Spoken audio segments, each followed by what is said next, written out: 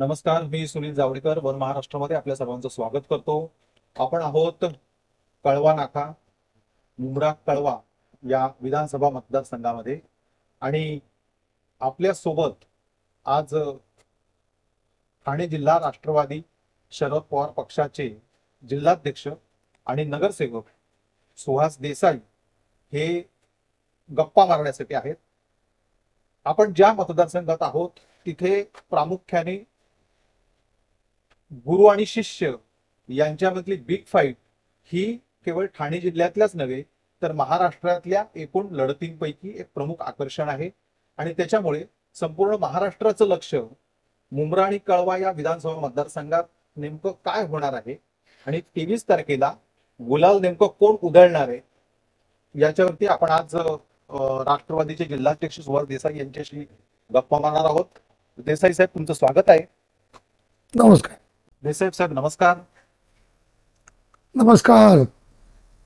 बघा, पूर्ण महाराष्ट्राचं लक्ष कळवा आणि मुंब्रा हा जो विधानसभा मतदारसंघ आहे या मतदारसंघातील लढतीकडे लागलेला आहे आणि याचं मुख्य कारण आहे ते म्हणजे या मतदारसंघामध्ये एकेकाळचे गुरु आणि शिष्य असलेले उमेदवार हे दोन्ही एकमेकांच्या समोर उभे टाकलेले आहेत। तुम्ही राष्ट्रवादीचे जिल्हाध्यक्ष आहात, त्याचबरोबर ठाणे आणि या एकूणच मतदारसंघातील राजकीय समीकरणांविषयी तुम्हाला यापूर्वीचा देखील अनुभव दांडगा आहे।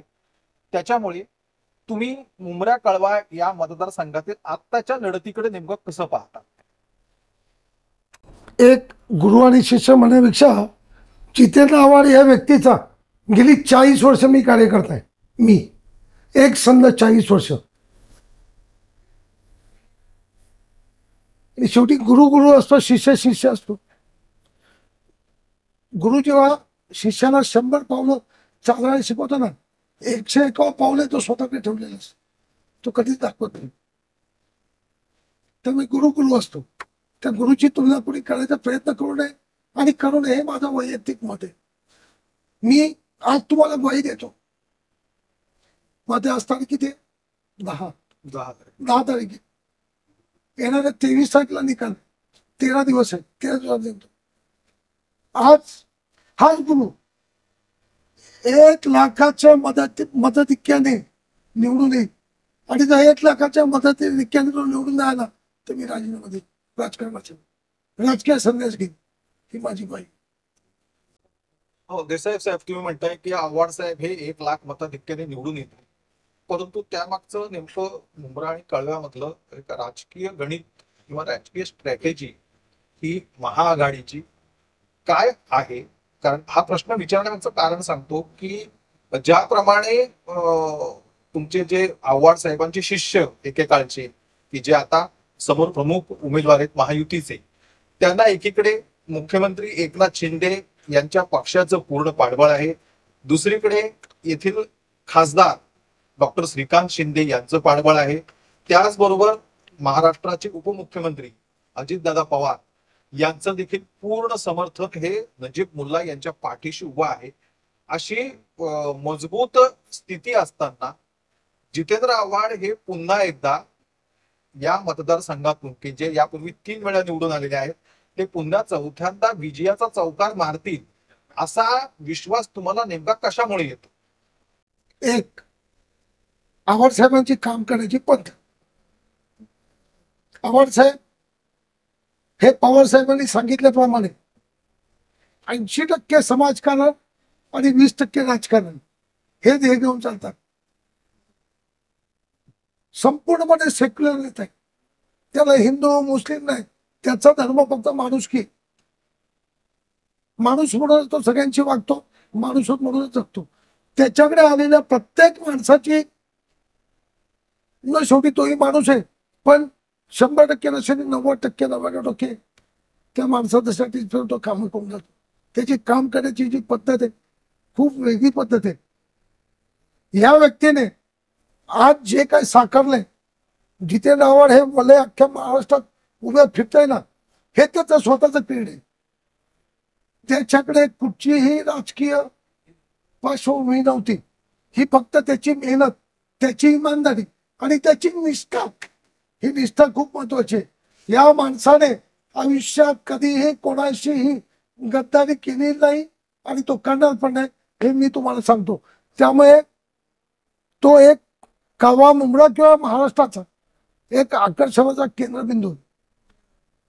लोक सांगतात, मी सुद्धा सांगतो की गुरु असावा तर जितेंद्र आव्हाड असावा। ही जितेंद्र आव्हाडची शिकवण आहे। एक सच्चा सैनिक आहे, सच्चा कार्यकर्ता आहे।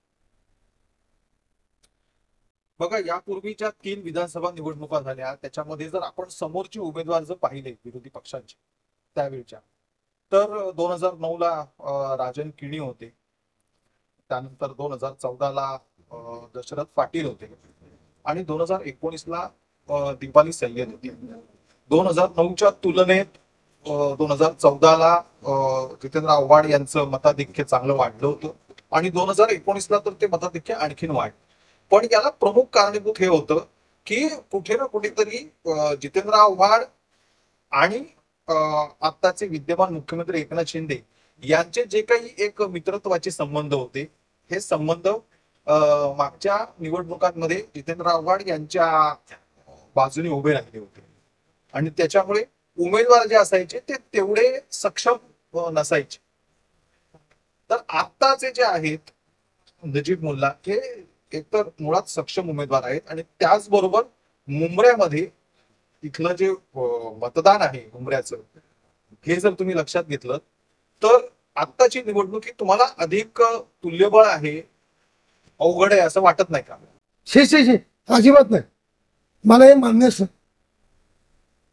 जितेंद्र आव्हाड या व्यक्तीने आहे ना, गेली 5 वर्ष आहे ना, वर्षाचे 365 दिवस या मतदारसंघात काम केलं नाही, कधीच नाही।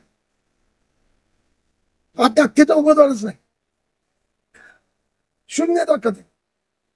पण नजीब मुल्ला तर असा दावा करतात की या मतदारसंघात ते आमदार नसताना किंवा या मतदारसंघाशी संबंधित नगरसेवक नसताना देखील त्यांनी मोठ्या प्रमाणावर विकास कामं या मतदारसंघात केलेली आहेत।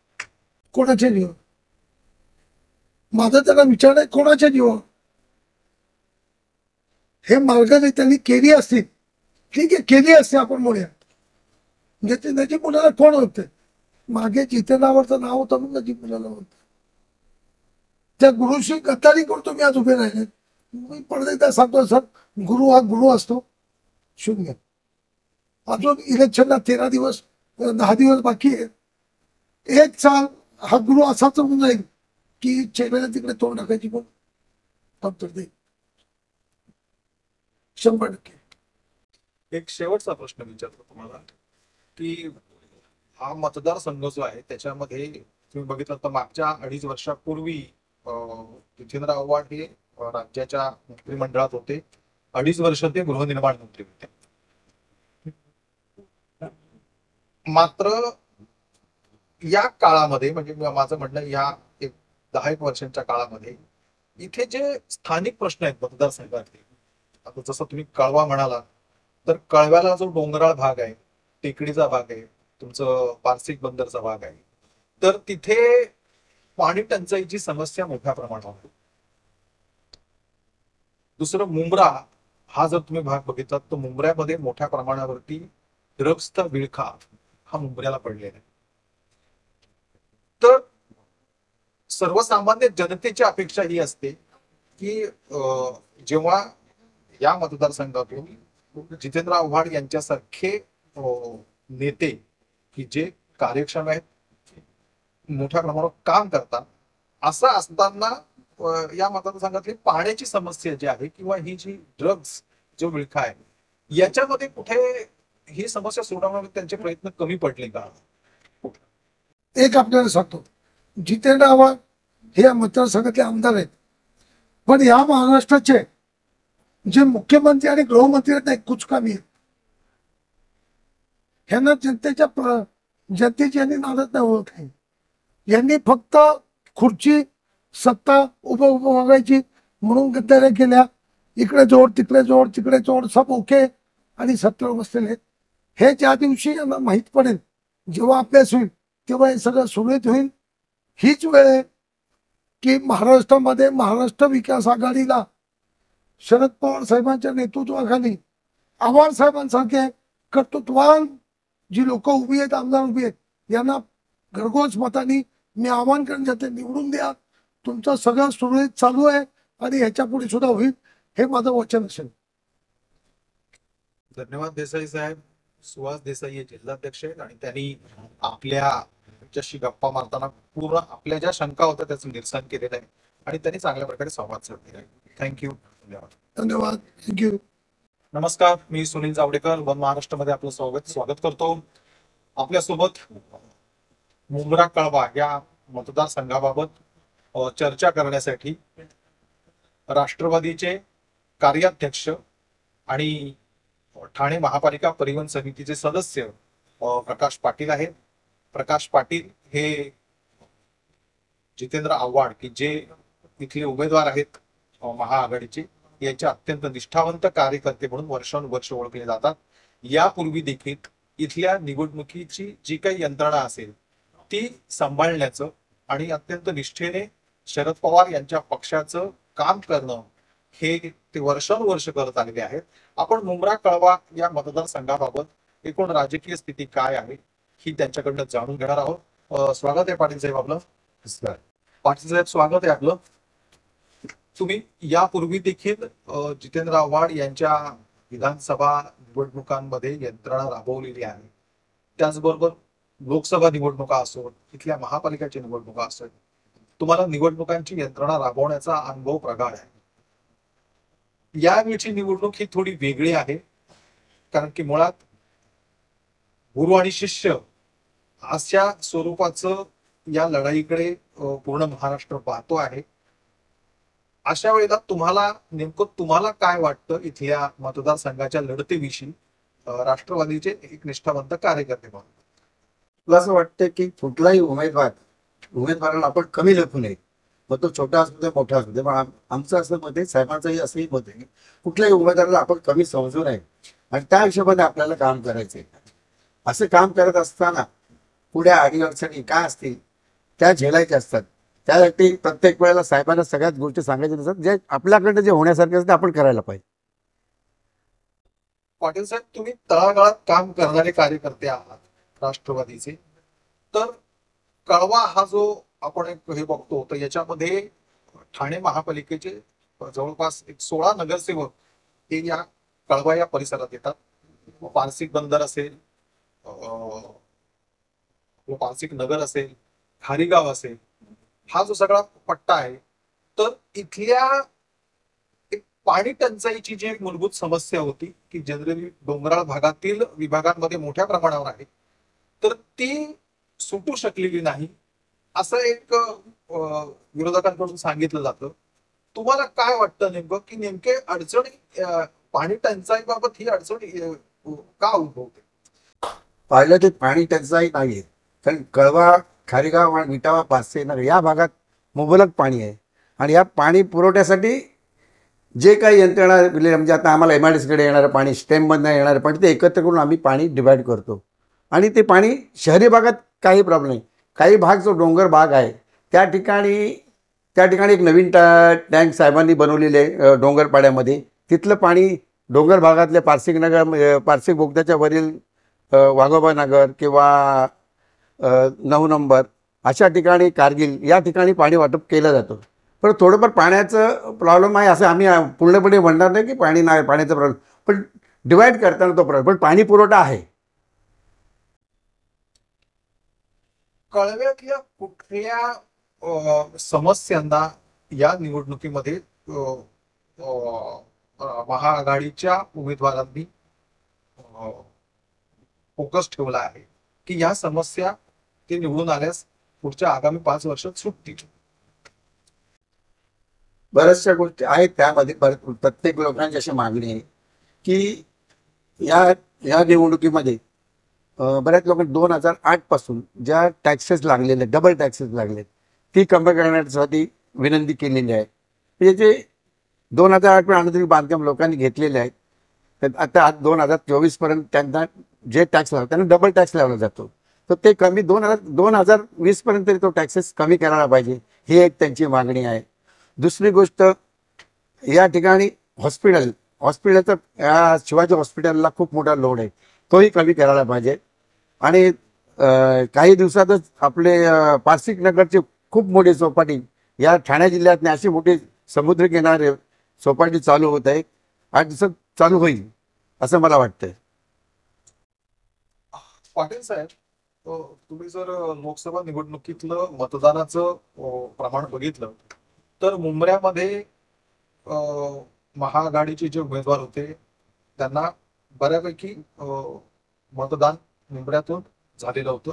परंतु कळव्यामध्ये मात्र महाआघाडीच्या उमेदवाराला तुलनेने कमी मतदान होतं आणि महायुतीचे उमेदवार जे होते डॉक्टर श्रीकांत शिंदे यांना कळव्यातून लीड होता. नगरसेवकांची जर कळव्यातली संख्या लक्षात घेतली तर मुख्यमंत्री एकनाथ शिंदे यांच्याकडे असलेल्या नगरसेवकांचं प्रमाण जे आहे ते तुलनेने अधिक आहे. असं असताना कळवा हा नजीब मुल्ला यांच्या पाठीशी उभा राहील का डॉक्टर जितेंद्र आव्हाड यांच्या पाठीशी उभा राहील असं तुम्हाला वाटतं, राजकीय चित्र लक्षात घेता? या आव्हाड साहेबांनी जी केलेली कामं आणि त्या कामाच्या आशेने किंवा कामाच्या याच्याने बहुतेक मतं ही आव्हाड साहेबांना पडतील. नजीमुल्ला या नगरसेवक असला तर या भागात फार कमी फिरलेला आहे, कारण त्याचा या संबंध आलेला नाही. कारण गुरु शिष्याचं तुम्ही म्हणता त्याप्रमाणे तीच होत आहे. पण मी तुम्हाला या ठिकाणी सांगतो की कळव्यामधून 40 ते 45 हजार वोटनी प्लसमध्ये येतील आणि जवळजवळ मुंबऱ्यामध्ये जवळजवळ 60 ते 65 मतांनी निवडून येतील असं मला वाटतंय. हे टोटल लाखाच्या भरात आम्ही प्लसमध्ये असू. धन्यवाद पाटील साहेब. प्रकाश पाटील यांनी जितेंद्र आव्हाड हे कळव्यातून 40-45 हजार मतांनी तर मुंबऱ्यातून 65 ते 70 हजार मतांनी निवडून येतील असा ठाम विश्वास व्यक्त केला. त्याने आपल्याशी मनमोकळेपणाने गप्पा मारल्या त्याबद्दल त्यांचे धन्यवाद. धन्यवाद.